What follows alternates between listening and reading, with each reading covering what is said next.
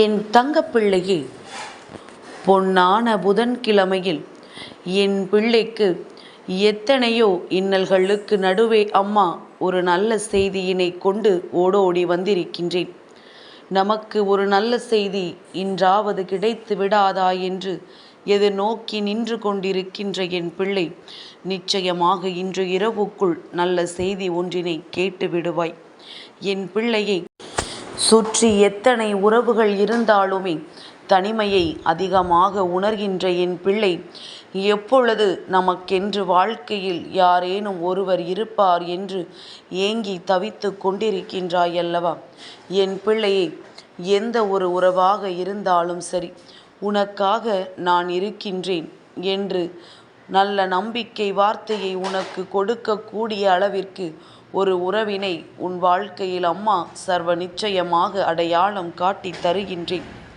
என் தங்கமே, ஏற்றுக்கொள்ளாத இடங்களில் நீ போராடி கொண்டிருப்பது வீண் என்பதனை தெளிவாக புரிந்து கொண்டாயல்லவா? அன்பு என்பது ஒருவரினுடைய உணர்வுகளில் இருக்க வேண்டும். அதை அவர்களே உணர வேண்டும். ஒரு பொழுதும் இன்னொருவர் சொல்லி அதனை உணர வைக்கக்கூடாது. எத்தனையோ போராட்டங்கள் இதனால் வாழ்க்கையில் ஏற்பட்டுவிடும்.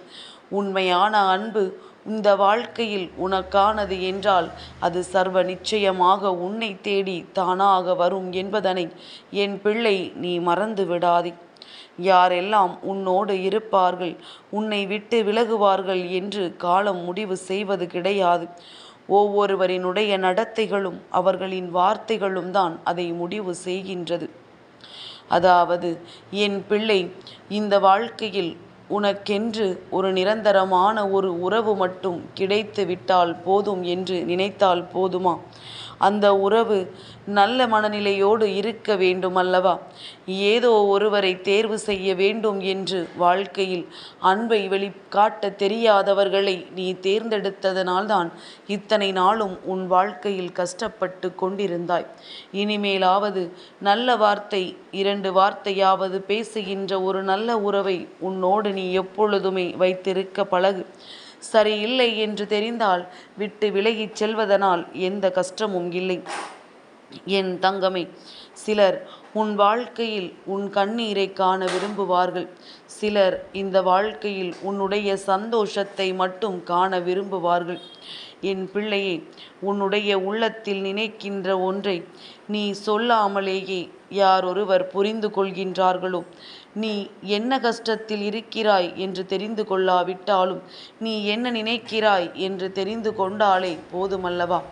ஏதோ ஒரு கஷ்டத்தில் இருக்கிறாய் என்று ஒருவர் நினைத்து கொண்டு உனக்கு உதவிகளை செய்கிறார் என்றால் அந்த உறவு உன் வாழ்க்கையில் உனக்கு கிடைத்த மிகப்பெரிய வரம் என்பதனை நீ மறந்து விடாதே. என் பிள்ளையே, ஒருவர் உன்னை பிடிக்கும் என்று சொல்லிவிட்டால் வாழ்க்கை முழுவதும் அவர்களுக்கு உன்னை பிடிக்கும் என்று நினைத்து விடாதே. இன்று பிடிப்பவர்களுக்கு நாளை பிடிக்காமல் போகலாம். இப்பொழுதெல்லாம் மனிதர்கள் ஒன்று போல எப்பொழுதும் இருப்பதில்லை.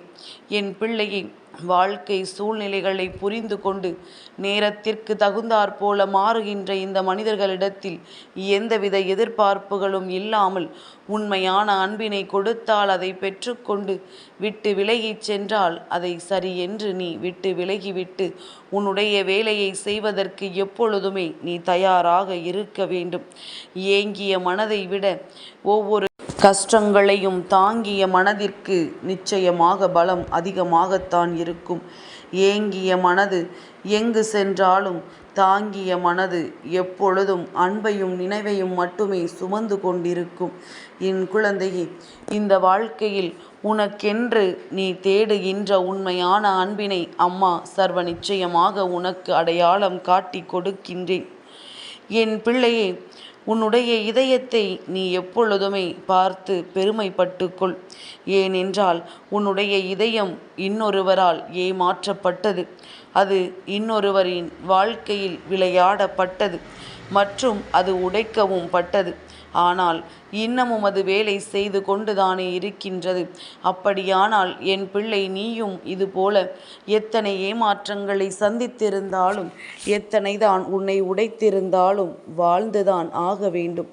அதிலும் குறிப்பாக வேண்டும் என்றே ஏமாற்றங்கள் வாழ்க்கையில் நடந்திருக்கும் என்றால் அவர்கள் முன்னிலையில் என் பிள்ளை, நீ நிச்சயமாக வாழ்ந்து காட்டிவிடத்தான் வேண்டும். வாழ்க்கையில் உன்னுடைய அன்பை உணர முடியாதவர்களிடத்தில் பேசினால் என்ன, பேசாமல் இருந்தால் என்ன, எல்லாமே ஒன்றுதான் என்பதனை என் பிள்ளை நீ புரிந்து கொள். வாழ்க்கையில் உனக்கு எந்த ஆசையும் இருப்பதாக உன் தாயானவள் எனக்கு தோன்றவில்லை. உனக்கு எந்த கனவுகளும் இருப்பதாக எனக்கு தோன்றவில்லை. நிம்மதியாக இருந்துவிட்டால் மட்டும் போதும் என்றுதானே என் பிள்ளை நீ என்னிடத்தில் கேட்கின்றாய்.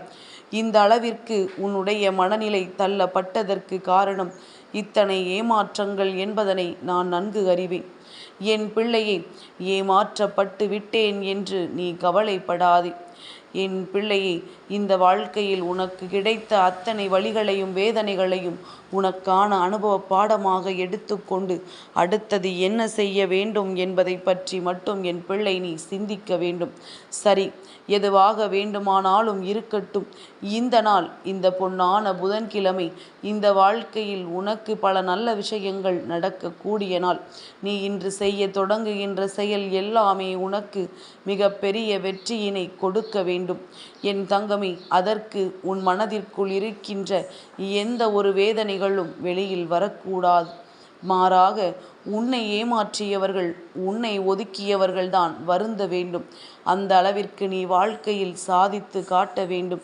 விலக துடிப்பவர்களை நீ பிடித்து வைத்திருப்பதை விட நன்றி சொல்லி அவர்களை நீ அனுப்பிவிடு. ஏனென்றால் இவர்களை இன்னமும் இழுத்து பிடித்து கொண்டிருப்பாயானால் காலம் முழுவதும் இவர்களை இழுத்து பிடிப்பதே உனக்கு மிக பெரிய வேலையாக மாறிவிடும். மாறாக வேண்டாம் என்றால் நன்றி சொல்லி பரவாயில்லை, இப்பொழுதாவது என்னை விட்டு விலகிச் சென்றாயே என்று சொல்லி ஒதுங்கிவிடு. இதுதான் உன் வாழ்க்கைக்கு நல்லது. என் பிள்ளையே, அளவில்லாத அன்பு உன்னிடத்தில் இருந்தாலும் அதையும் அளவோடு கொடுக்க வேண்டும். அப்பொழுதுதான் அதற்கும் மதிப்பு கிடைக்கும் என்பதனை என் பிள்ளை நீ மறந்து விடாதே. என் தங்கமே, தேடும் பொழுதெல்லாம், நீ எப்பொழுதெல்லாம் ஒரு விஷயத்தை தேடுகின்றாயோ அப்பொழுதெல்லாம் உனக்கு அது கிடைத்து விடுகிறது என்றால் அதனினுடைய அருமை என்னவென்று தெரியாமல் போய்விடும். அதை போலத்தான் நீயும் உன்னை அவர்கள் தேவைக்கு தேடும் பொழுது உடனடியாக கிடைத்து விடுகின்றாய். அதனாலோ என்னவோ அவர்களுக்கு உன்னுடைய அருமை என்னவென்று புரியாமல் போய்விட்டது. வாழ்க்கையில் மன்னிப்பதும் மன்னிப்பு கேட்பதும் ஒரு நாளும் யாரையும் இங்கே சிறுமைப்படுத்தி விடுவது கிடையாது. எஞ்சி இருப்பது இன்னும் எத்தனை வருடங்கள், இன்னும் எத்தனை மாதங்கள் வாழ்ந்துவிடப் போகின்றாய், எத்தனை நாட்கள் என்று உனக்கு தெரியாதல்லவா? அதுபோலத்தான் மன்னிப்பு கேட்பவன் மனிதன் என்றால் அவனை மன்னித்து விடுபவன் மாமனிதன். இதிலும் நீ புரிந்து கொள்ள வேண்டிய விஷயம் ஒன்று இருக்கின்றது.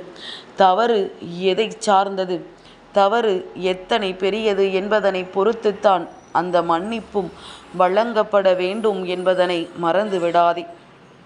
என் பிள்ளையை, சிறிது இடைவெளி விட்டு பார்த்தால்தானே தெரியும் இந்த வாழ்க்கையில் நமக்கு இவர்கள் தேவையா தேவையில்லையா என்று.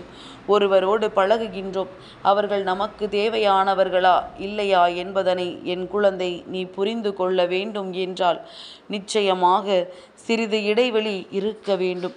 அவர்களோடு இடைவெளி விடும் பொழுதுதான் அவர்களின் மீது அன்பு இருக்கின்றதா அல்லது உண்மையில் அவர்களின் மீது நமக்கு தேவை மட்டும் இருக்கின்றதா என்பது உன்னால் புரிந்து கொள்ளப்படும்.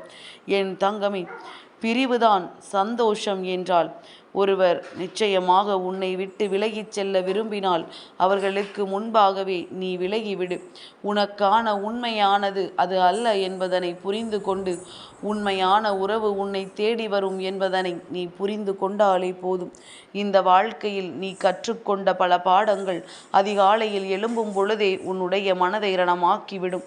ஆனால் இந்த தாயானவள் உன்னோடு பேச வருவதற்கான காரணமே என் குழந்தை மனதிற்குள் எந்த ஒரு வேதனைகளும் சோதனைகளும் இல்லாமல் வாழ்க்கையில் தான் நினைத்த விஷயத்தை சாதிக்க வேண்டும் என்பதுதான்.